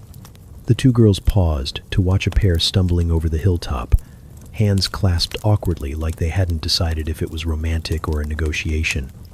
Down by the riverbank, someone was singing, badly. Someone else hushed them. A 3rd person started clapping to the beat. The village night was alive with potential disasters. Then came the first proposal. It wasn't dramatic, just a boy kneeling in a puddle, offering a bent ring and a shaky sentence. "I know I've got nothing, but maybe we could have nothing together." The girl blinked, said nothing, then kissed him hard enough to startle a nearby owl. He forgot how to stand. She forgot how to breathe. Not far off, someone else tried the same, but fumbled. Do you want to? If I built a hut, would..." She stared at him. "That's your pitch?" He wilted. "There'd be goats. I'm allergic to goats." The moon did not blink. It merely listened. Under its watch, a dozen almost lovers stumbled through half-confessions, whispered dreams, and impulsive handholds. Someone sang again, louder this time. Someone sobbed beside a log. Another person offered a bracelet made of twine and regret. At least 2 proposals were accepted. One was sealed with a promise to not be as annoying next year. The other was sealed with a pinky swear and a spit handshake. But not everyone left glowing. Lena waited an hour under the hawthorn tree, clutching a note in her sleeve. He never came. She burned the note with a flint and walked home barefoot, wiping her eyes like they were just adjusting to the moonlight. Gareth proposed to the wrong girl by mistake. In the dark, cloaks look awfully similar. She laughed until she cried. He cried until he laughed. They both agreed to pretend it never happened.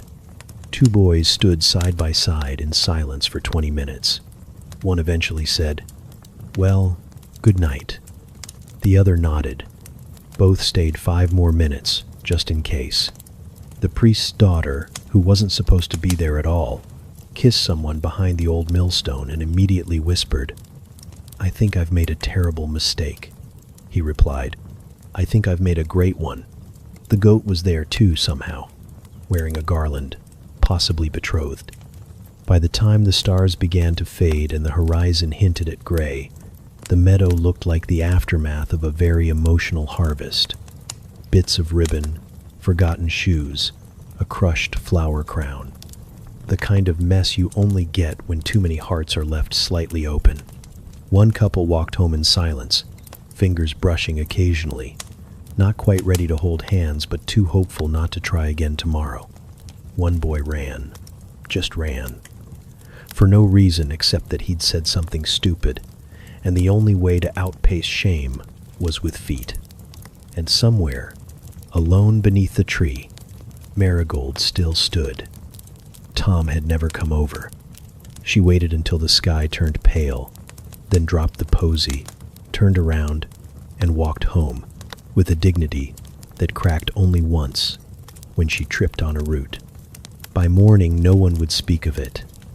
Not directly, but glances would linger. Smiles would mean more, and two people would avoid each other until next week, when the awkwardness wore off or blossomed into something worse.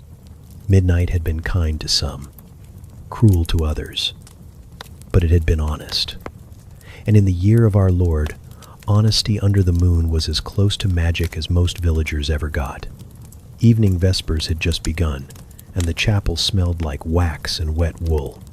The priest had cleared his throat precisely twice, the exact number needed to signal divine readiness. And the villagers had settled into their usual formation, solemn, mildly damp, and trying not to sneeze. Candles flickered like they, too, were trying to stay awake. Rain tapped gently on the chapel roof, and the choir boys were humming the pre-hymn hum, which was not official but had become a tradition in the way that all things done repeatedly tend to become sacred. Then came the chicken. It entered like a ghost, with no fanfare and no apology, slipping through the open side door left ajar by a latecomer named Ellis, who would later deny everything. At first, no one noticed. The chicken moved with the kind of stealth usually reserved for sinners and tax collectors. It was a modest chicken, brown-feathered, beady-eyed, possibly sentient. It strutted halfway down the aisle before anyone made a sound. It was the blacksmith's daughter who saw it first. "There's a chicken," she whispered. Her brother shushed her. "No, look, it's under the third bench." The priest paused mid-sentence. "He who sows in sorrow shall reap in." Cluck. The sound echoed louder than it should have. The villagers, trained in the sacred art of ignoring awkward things in sacred places, remained frozen. Except the chicken, who had now perched itself near the altar and was pecking curiously at a discarded bit of wax. The priest closed his book. "Did anyone bring that?" The silence said no. The silence also said, "Let's all agree to pretend it's not happening." Then the chicken flapped. One mighty burst of feathers and indignation, and suddenly it was in the air, briefly, before landing squarely in the lap of old Hilda, who had not been sat on by a living creature in over 3 decades. She let out a yelp that turned into a cough, that turned into a blasphemous mutter, which was enough to wake even the snorers in the back pew. Chaos bloomed. Children shrieked. Grown men ducked. Someone threw a hymnal, not at the chicken, but in its general direction, as if the spirit of psalmody might banish poultry. The priest attempted a prayer, but what came out was, "Lord, deliver us from..." Cluck. The chicken leapt again, landed on the pulpit, and stared at the congregation like a visiting dignitary from the realm of farmyard heresy. Then it began to preen. "That is not a holy bird," muttered the apothecary. The priest, sweating now, raised his arms as if to summon angels. "This is the work of the devil. The devil's name is Margaret," shouted one of the children, pointing with glee. And just like that, the chicken had a name. Margaret. Strutted to the edge of the pulpit, clucked once, then hopped down and made for the baptismal font. "She's going for the water," someone cried. "She seeks redemption," someone else offered. At this point, the chapel was split into 3 factions. Those trying to catch Margaret, those trying not to laugh, and those who had accepted this as part of the liturgy and were humming softly to themselves. The priest was not among the amused. He chased Margaret with a ceremonial candle, shouting something about unclean spirits and poultry in sacred spaces. The candle went out. Margaret escaped. The children cheered. The baker's wife tried to trap her using her shawl. The shawl got torn. Margaret escaped again. Eventually, it was the youngest choir boy. Small, quiet, and mostly ignored, who simply crouched and held out a piece of bread. Margaret approached, slowly, suspiciously, then took the bread. He scooped her up, arms full of feathers and triumph, and held her like a relic. The congregation applauded. The priest tried to restore order. "Ahem. Let us return to prayer," he said, adjusting his robes in pride. Margaret was carried out with great ceremony, as if she were a visiting saint being respectfully exiled. Evening prayers resumed, shakier than before. Every few minutes someone would stifle a giggle. The blacksmith's wife wiped tears from her cheeks. The reeve swore he'd seen a sign. The priest pretended not to see the feather, still floating gently near the altar. After the final amen, people filed out quietly, as if nothing unusual had occurred. Except for the children. They clustered near the steps, whispering to each other. "She's our chicken now," one declared. "She's chosen. Margaret the Holy. Margaret the Terrible."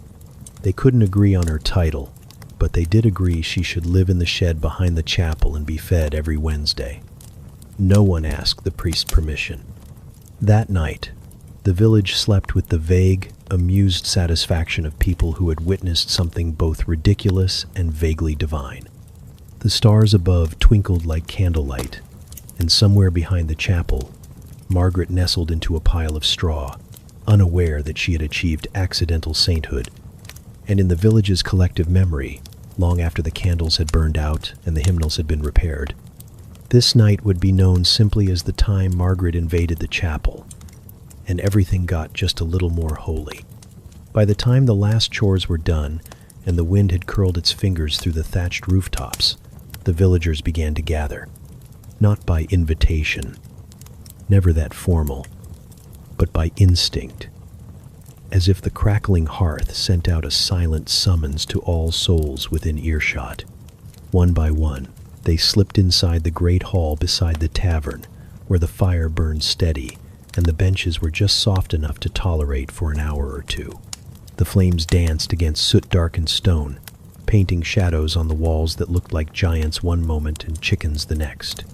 The room smelled of smoke, damp wool, old onions, and the faintest trace of mead. A pot hung over the fire, bubbling something that claimed to be soup, though it was mostly memories and a single carrot floating like a survivor.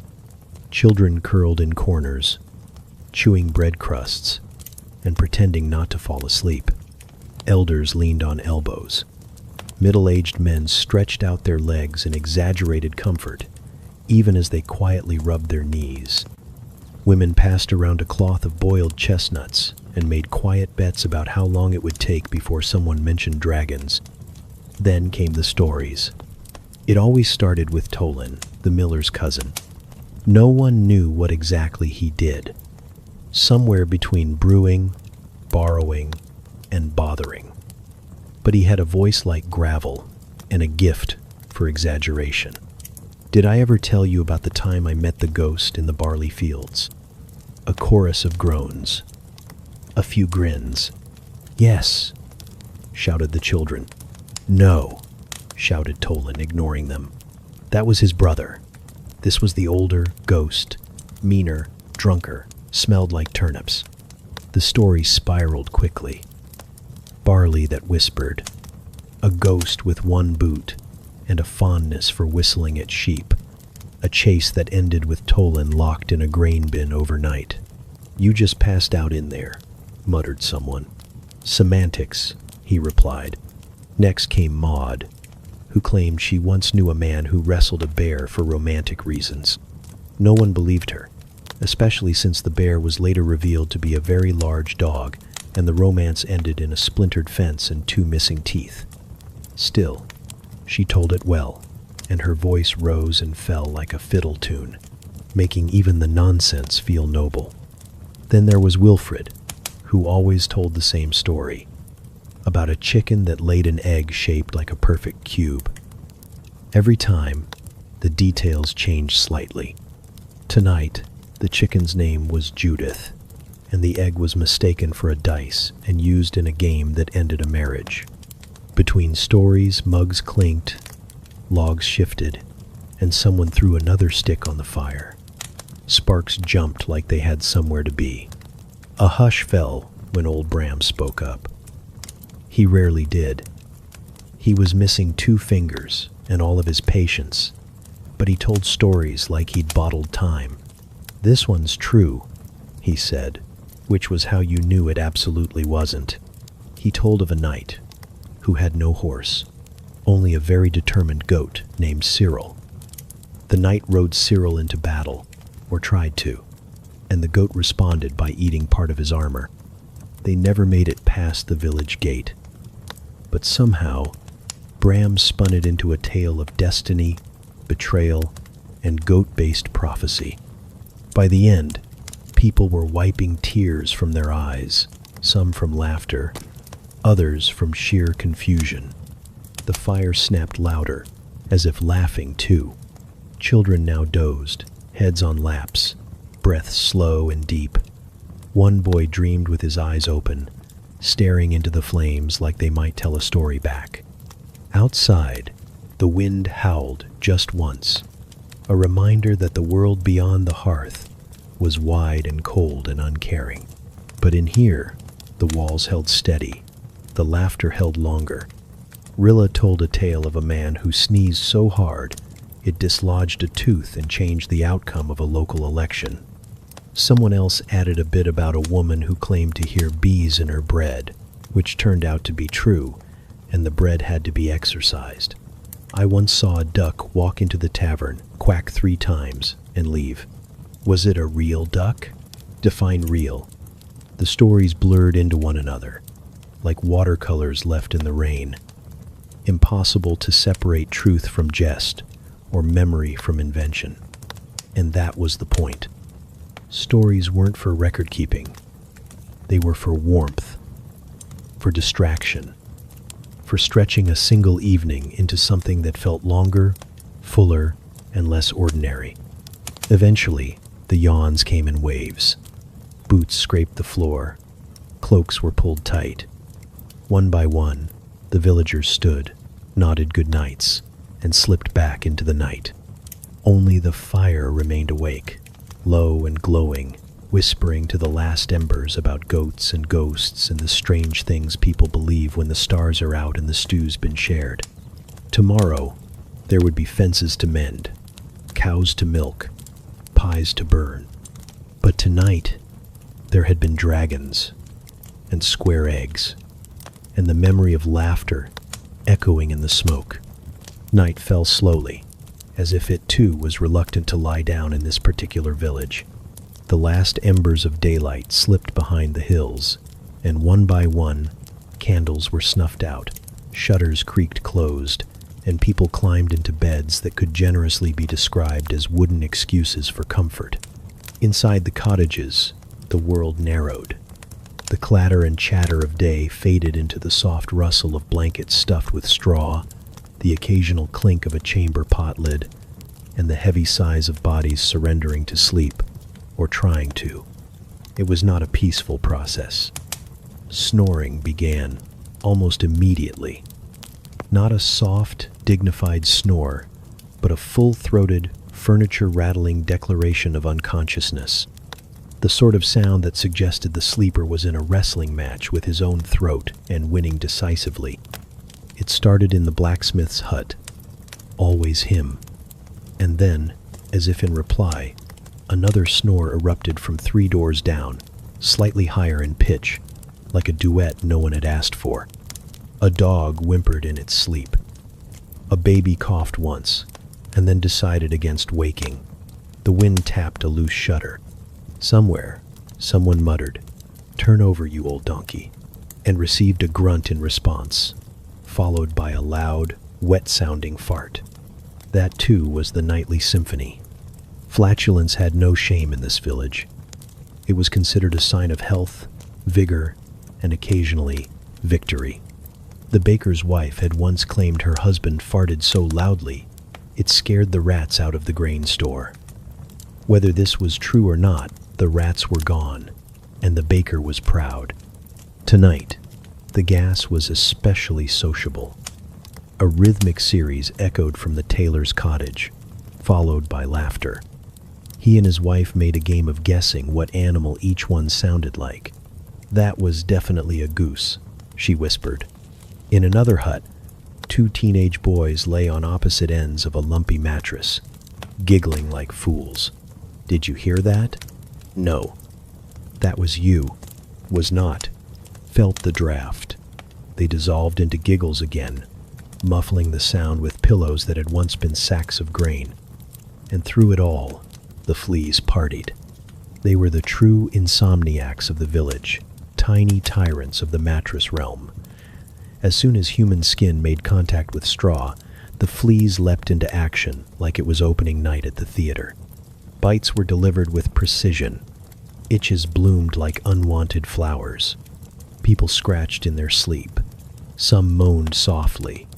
One woman, half awake, slapped her leg and whispered, "Got you, you little demon," before rolling over triumphantly. The apothecary claimed to have a flea-repelling salve made of garlic, mint, and hopeless optimism. It worked for exactly 1 night. Then the fleas came back with reinforcements. Dreams stirred, strange and slippery. The blacksmith dreamt of a dancing cow that judged him harshly. A young girl imagined her chicken could talk and accused her of theft. The reeve, noble even in slumber, muttered official-sounding things about fences and cabbage law.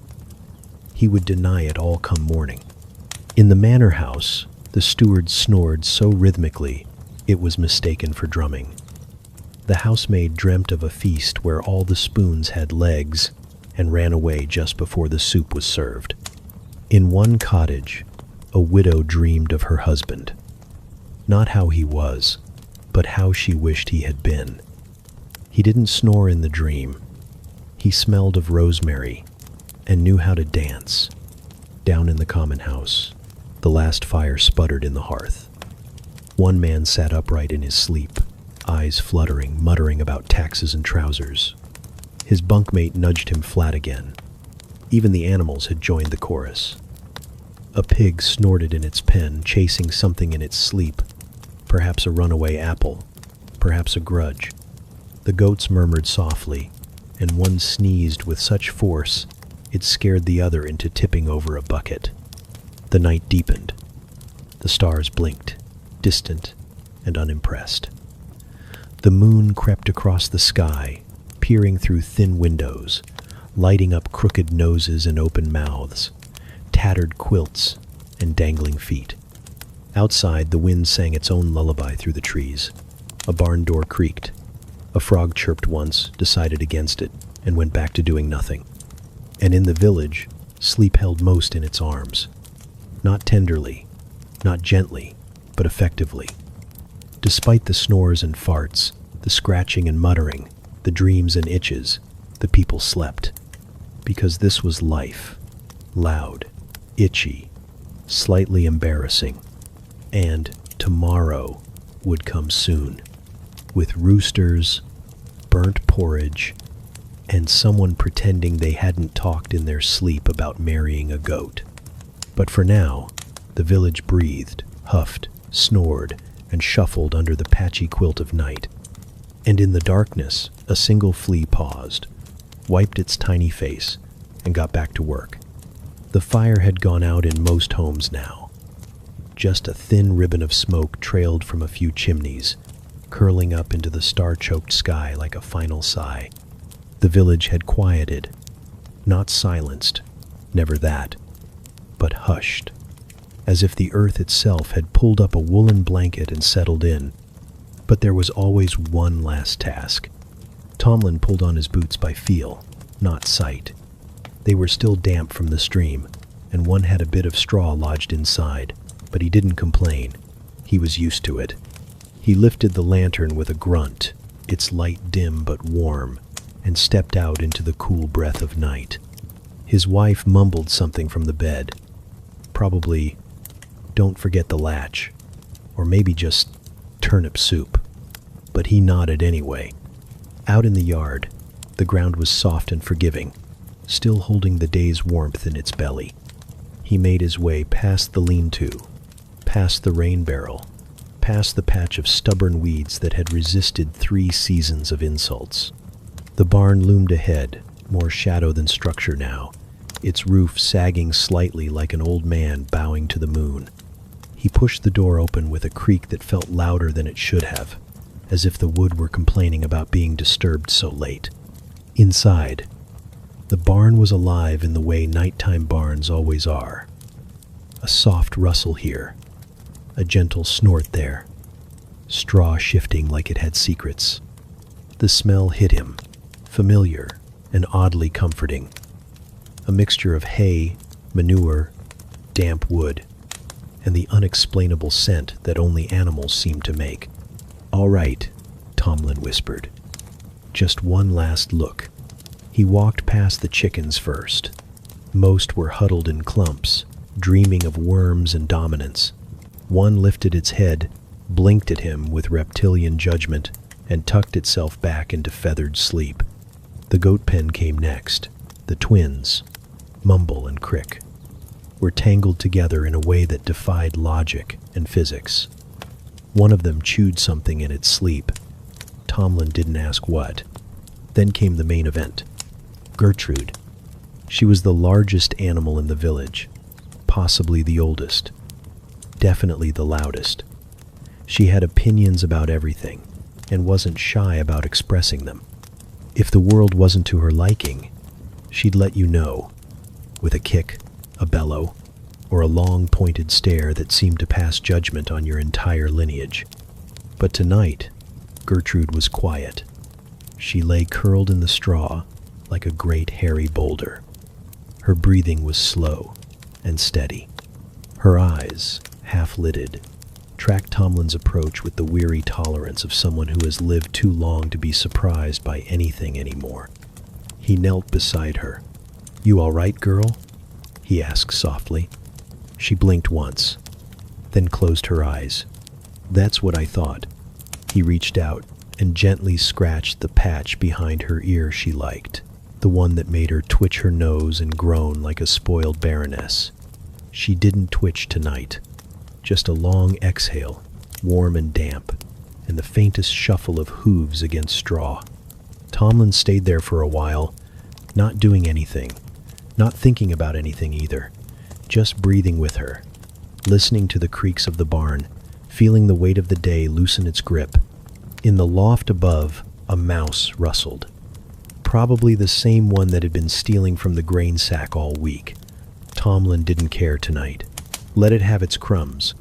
He stood, bones creaking louder than the barn door, "Good night, Gertrude," he whispered. She didn't reply. Outside, the stars were still watching. Thousands of them, scattered across the sky like forgotten seeds.